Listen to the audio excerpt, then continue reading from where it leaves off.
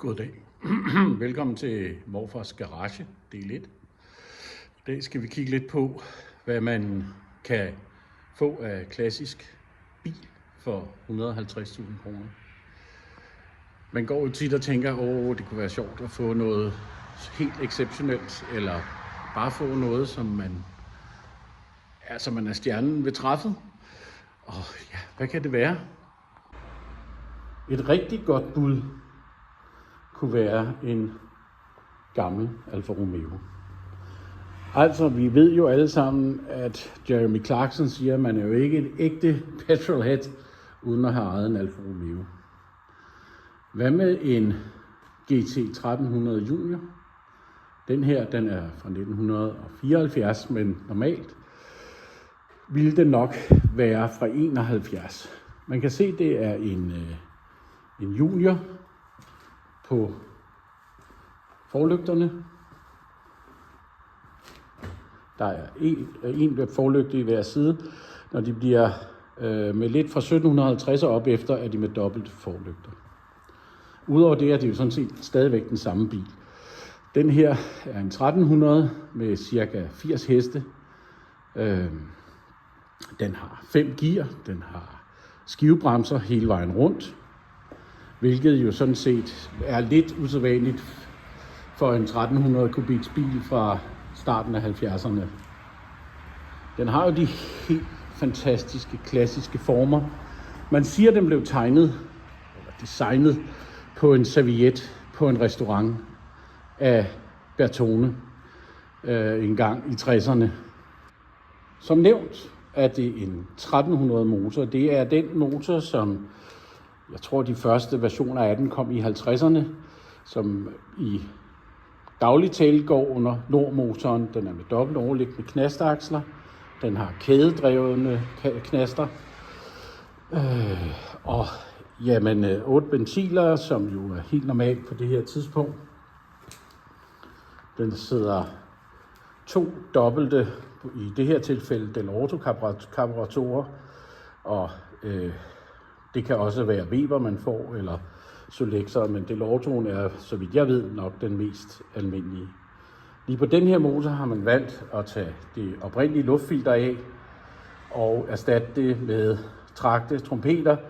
Altså man kan sige, at luftfilteret er vel ikke andet end til at stoppe gråspurve og store insekter. Men da vi jo ikke kører normalt i meget støvede miljøer i Danmark, og vi ikke kører så mange kilometer, betyder det faktisk ikke noget. Andet end den får en helt fantastisk lyd. Lad os prøve at starte den. Kabinen, jamen den er jo enkel, så man kun kan forvente. Der er ægte italiensk vinyllæder, som jo så også gør, at det faktisk holder. De her sæder er 50 år gamle, og man kan overhovedet ikke se det på dem.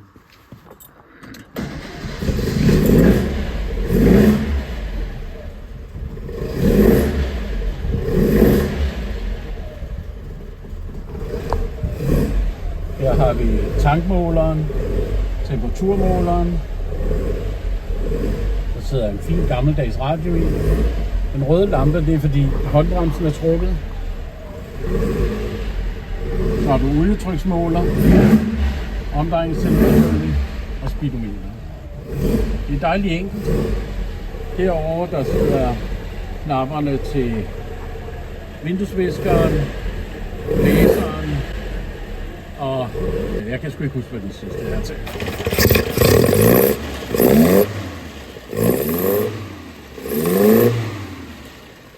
Jeg får jo lidt mere lyd, når man har taget luftfilteret af den, men det er jo bare hyggeligt. Reelt er den eneste forskel. Blokken er højere, således at du kan få en større slagvolumen. Man kan selv den trænede synsmand vil overhovedet ikke kunne se, om det er en 2 liter, en 1300 eller en 17,5 for den sags skyld. Ja, eller 1600, som man også kan få. Ikke en langturs bil, det er jo nok også derfor, det hedder en GT Junior. Altså en Gran Turismo Junior, det er ikke en, der er lavet til at køre flere tusind kilometer ad gangen. Men det er en rigtig fin lille hverdagsfyr, som man også den dag i dag sagtens kan bruge som hverdagsbil i sommerperioden. De er forholdsvis driftsikre. Man kan få alt i reservedele til dem. Måske er det ikke alt sammen, der er lige billigt, men kan du finde en uden rust, som for eksempel den her, så er det jo langt, for så er det kun mekaniske dele, og hvis man virkelig har lyst, jamen, så er det jo bare at gå ind på Alfaholics og begynde at trykke ja tak på forskellige undervognsdele og sænkningssæt, og jeg skal give dig skære med, så det er ikke noget problem at komme til at bruge penge, hvis man har lyst til det. Men den kører nu egentlig også faktisk ganske hæderligt, bare som den er. Fælgerne Minilight, det er ikke helt ved siden af, fordi de er faktisk blevet brugt som fælge til racerløb, især på Juliaen, som er den 4-dørs fætter til den her. Konklusionen må være, at hvis man vil have noget, man kan bruge til at køre i sommersæsonen, som ikke giver for meget bøvl, og som giver rigtig meget smile på mile, som vi plejer at kalde det, så er sådan en gammel Alfa Romeo ikke helt skæv.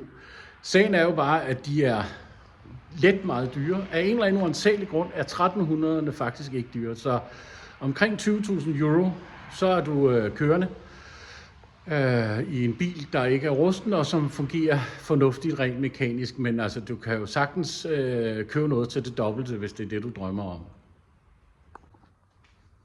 Det er min 3. Baton Coupé. Jeg har haft en 1600, og jeg har haft en Bastard, hvor man kan sige, det bedste, man kunne sige om den, det var, at motoren var fantastisk. Så var der ikke ret meget andet, der virkede på den. Men den her, jamen det er bare en bil, og det er bare derudad. Jeg kan kun anbefale sådan en gammel Alfa Romeo. Jeg har haft nogle stykker, så bare derudad. Tak fordi I kiggede med. Vi tager en køretur i den, når vejret bliver bedre.